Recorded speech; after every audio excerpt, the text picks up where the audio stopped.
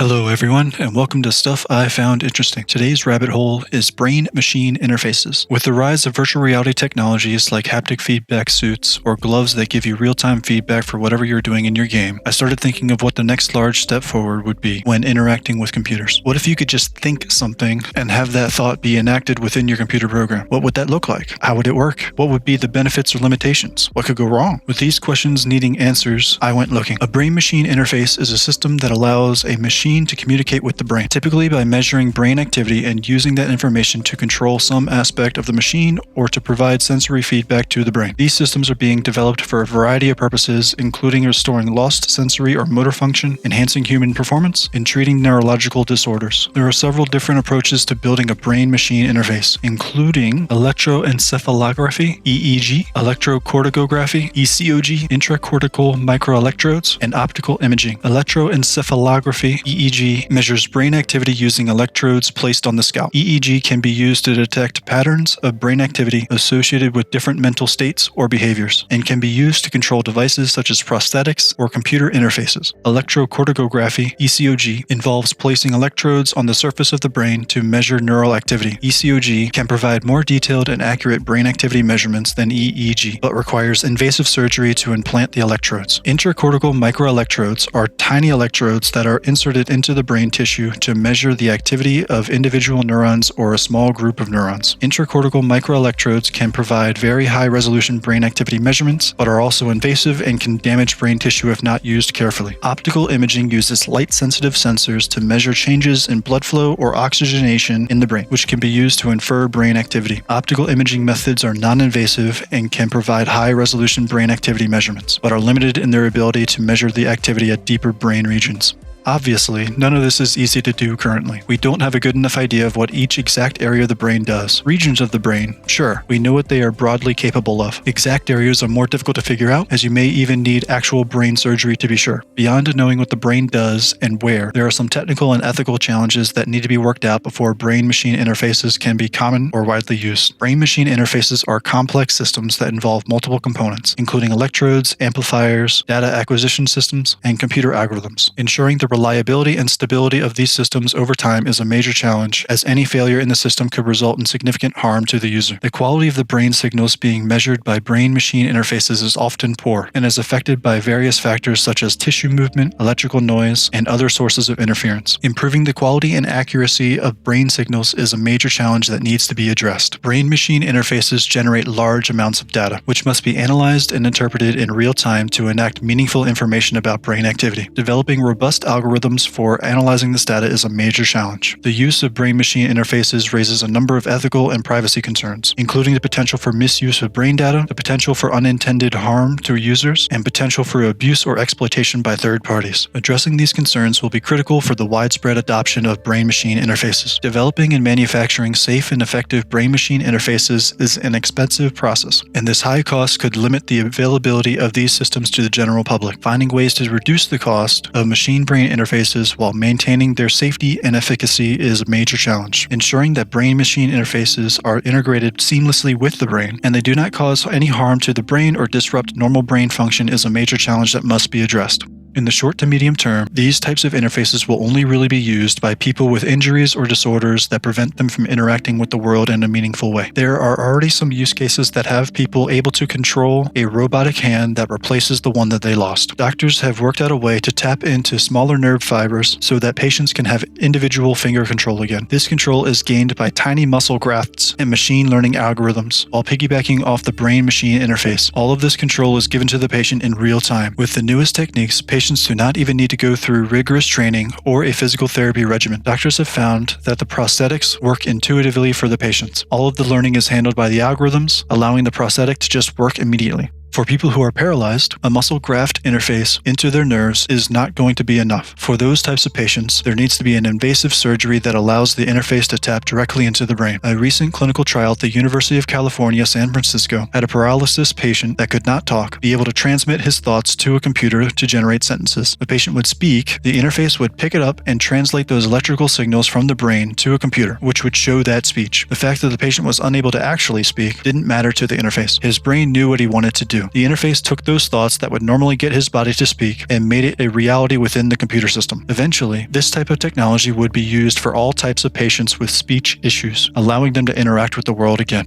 Not all brain-machine interfaces need to be invasive. Invasive approaches such as the ECOG typically involve implanting electrodes into the brain to directly measure neural activity. These invasive approaches can provide more detailed and accurate brain activity measurements than non-invasive methods, but they also carry higher risks and are more invasive. Non-invasive approaches such as functional magnetic resonance imaging (fMRI) and near-infrared spectroscopy (NIRS) use external sensors to measure changes in blood flow or oxygenation in the brain, which can be used to infer brain activity. These non-invasive methods are obviously less invasive and carry fewer risks than invasive methods, but they are also less accurate and provide less detailed brain activity measurements. The choice of whether to use an invasive or non-invasive approach depends on the specific application and the trade-off between accuracy and invasiveness. Non-invasive methods may be sufficient for some applications, such as controlling a computer interface or a prosthetic limb, while invasive methods may be necessary for others, such as restoring lost sensory or motor function. For me, I'm not terribly enthusiastic about getting something implanted in my brain. That being said, being able to interface with a computer with just thoughts is an attractive prospect. I ended up looking more into the non-invasive side of things. Functional magnetic resonance imaging, fMRI, and near-infrared spectroscopy, NIRS, can both be used as brain-machine interfaces in a number of ways. One use case for fMRI and NIRS is to study brain function and the neural basis of behavior, perception, and cognition. In these studies, fMRI and NIRS can be used to measure changes in brain activity in response to various tasks or stimuli, and the resulting data can be used to infer which brain regions are involved in different aspects of behavior and cognition. This information can then be used to develop new technologies that can be used to control computers, robots, or other devices using only the signals generated by the brain.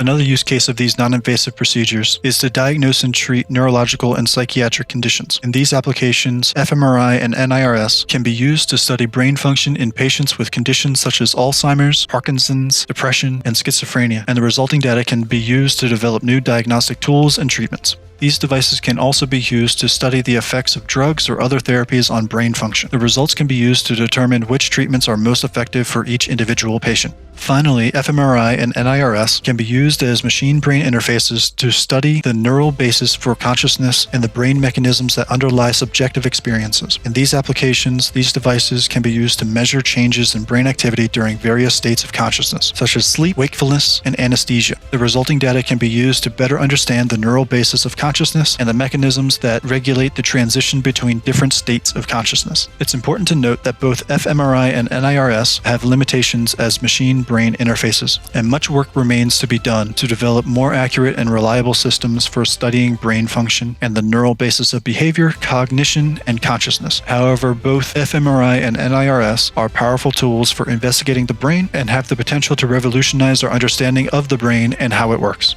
Should we get brain-machine interfaces working reliably, there would be enormous changes in society and how we interact with each other and information. As we went over before, individuals with conditions such as paralysis or muscular dystrophy, a reliable brain-machine interface would provide a way to communicate and control computers, robots, or other devices using only their thoughts. This would allow these individuals to perform tasks that would otherwise be impossible and would greatly improve their quality of life. A reliable brain-machine interface could be used as a tool for rehabilitation and recovery from brain injury or stroke. By providing a direct connection between the brain and computer, an interface could be used to help individuals recover lost motor function or improve their ability to communicate. A reliable interface would provide a new tool for investigating the brain and how it works. It would also help to advance our understanding of neuroscience and brain-computer interaction. This could lead to new insights into the neural basis of behavior, cognition, and consciousness, and could have far-reaching implications for fields such as psychology, psychiatry, and medicine. A reliable brain-machine interface would provide a new way for humans to interact with machines and would make it possible to create more intuitive and natural interfaces for controlling computers, robots, and other devices. This would lead to more efficient and effective use of technology and could help reduce the need for physical interaction with computers and other devices. We would be able to communicate, learn, and interact with the world around us at the speed of thought. By providing a way for individuals with disabilities to communicate and control computers, robots, and other devices using only their thoughts, a reliable interface would improve accessibility and inclusivity. This would help to reduce barriers to technology and allow a wider range of individuals to participate in and benefit from advances in technology. As more people get connected to the wider world, we have a greater pool of minds to work on the important problems of the world.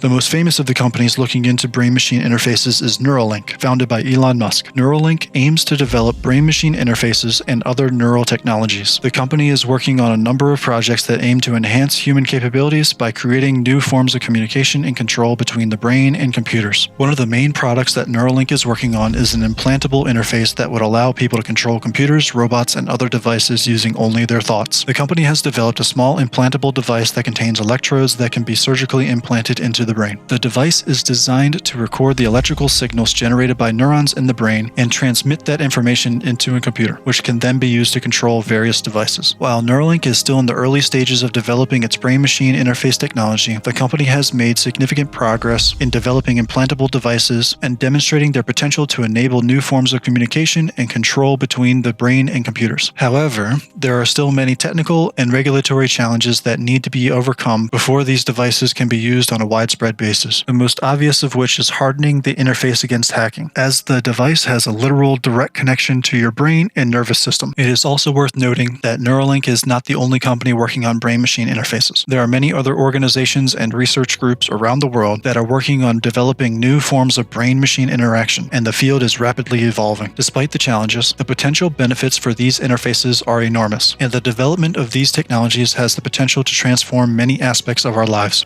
Thank you all for learning with me. If you liked what you heard, please consider subscribing. If you did not like what you heard, thank you for sticking with me this far. As always, please let me know if I got anything incorrect or left anything out. I would love to learn more since this is crazy and crazily interesting. I appreciate the time that you have spent with me. No matter who you are, you only get 24 hours in a day. Thank you for spending a portion of that with me. See you next time.